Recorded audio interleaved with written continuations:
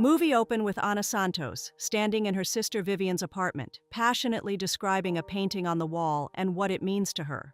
Her brother-in-law Ronnie stares at it and says it's a circle. Ana works at an auction house training under the prestigious art dealer Claire Dupont, and she dreams of running her own gallery one day. But right now, she is sleeping on her sister's futon. Ronnie is not subtle about wanting her gone. Vivian is caught in the middle. Ana promises she will be out soon and heads to work. At the gallery, a major auction is about to take place. Claire gathers the staff and makes it clear that mistakes are not acceptable. She spots a stain on Ana's clothes and punishes her by stationing her at the front door to hand out catalogs to arriving guests, the most junior possible task on the most important day. Ana does it without complaint. Later, reviewing the catalog at her desk, she notices something, a listing that describes a painting as oil when it is actually acrylic. She immediately reports it to Claire. The correction is made before the auction begins. A different employee gets a public dressing down for the error. Claire, in front of the whole staff, thanks Ana directly. It is the first time. Ana almost does not know what to do with it. That evening, she returns to Vivian's apartment and overhears Ronnie and her sister talking about her. Not kindly. She falls asleep on the futon. The next morning, Claire calls at 7 a.m. sharp. An unexpected situation has come up at the London office. Claire needs an extra assistant. She needs Ana on a plane to London today, right now. Ana says yes before she has finished processing the question. The send-off from Vivian's apartment is chaotic and warm. Ronnie, who has been trying to get rid of Ana for months, ends up sending her off with life advice lifted from Rocky Balboa. At the airport, Ana meets her co-workers Renee and Suzette, who inform her with barely concealed satisfaction that she has been placed on a different, later flight, in economy. They needed someone to carry the bags, and she was convenient. They leave for their business class lounge, and Ana is left alone at the departures hall.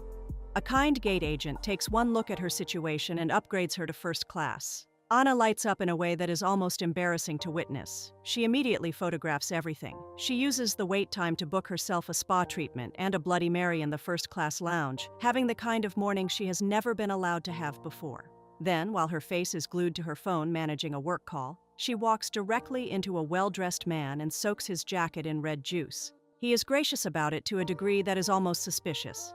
She apologizes repeatedly.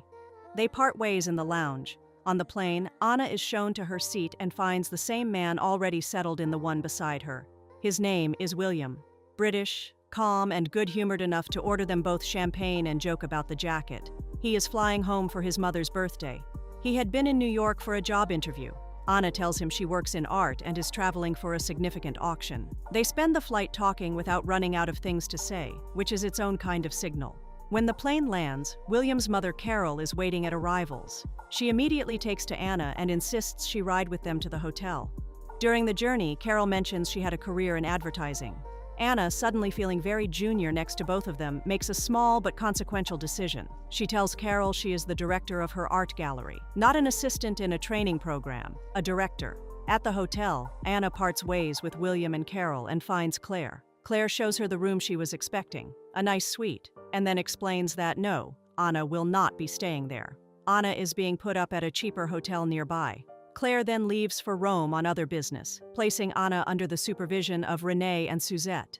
Ana is assigned a catalog of paintings to prepare for a significant upcoming auction. At a meeting, a senior director named Arnold makes it clear that the collection is exceptionally valuable and the expectations are correspondingly high. Ana applies herself and stays focused. Then Carol calls and leaves a voicemail. She has forgotten her laptop at the airport and needs it retrieved. She also invites Ana to her birthday party that evening. Ana collects the laptop and attends. The party is full of artists, collectors, and figures from the upper reaches of the art world. Ana meets Julian Marks, a name she knows and admires. When Claire sends an urgent last-minute request for 2 tickets to a Shakespeare production, Ana calls in a favor through Carol's connections and delivers. Claire is impressed without knowing exactly how it happened.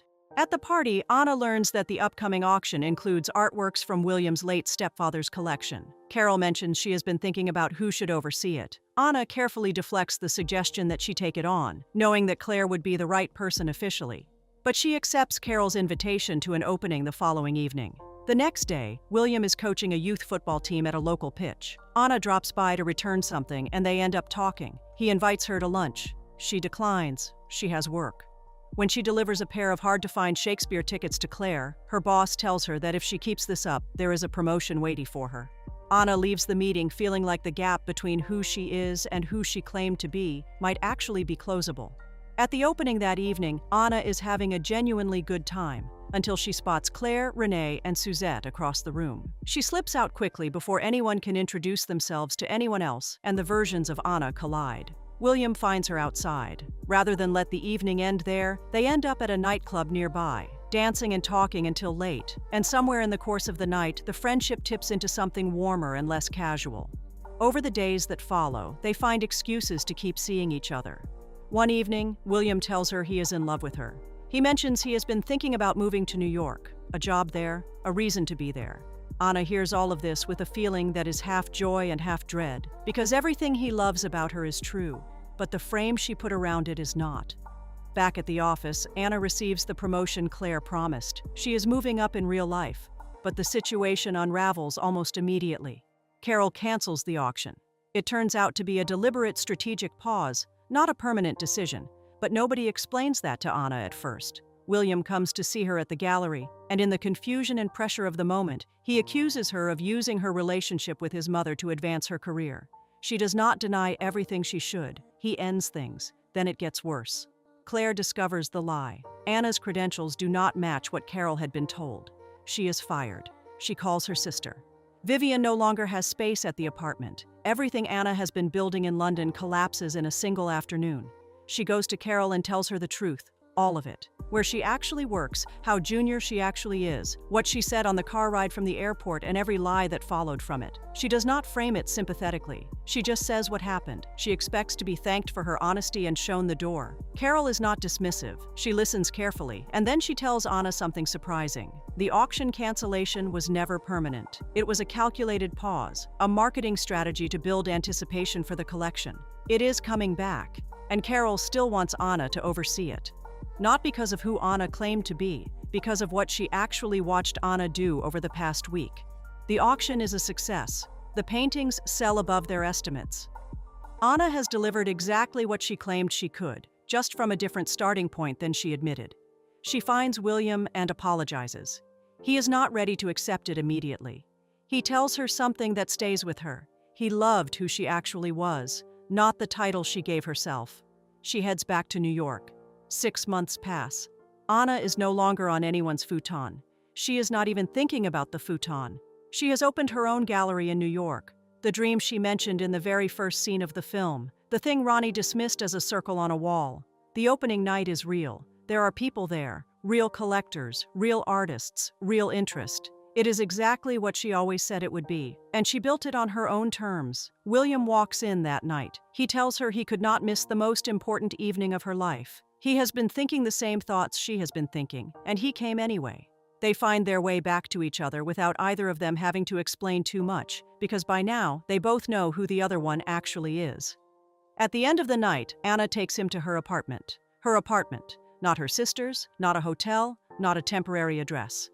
She has a place of her own, a gallery of her own, and a future that finally matches the version of herself she kept accidentally describing to people. The film ends.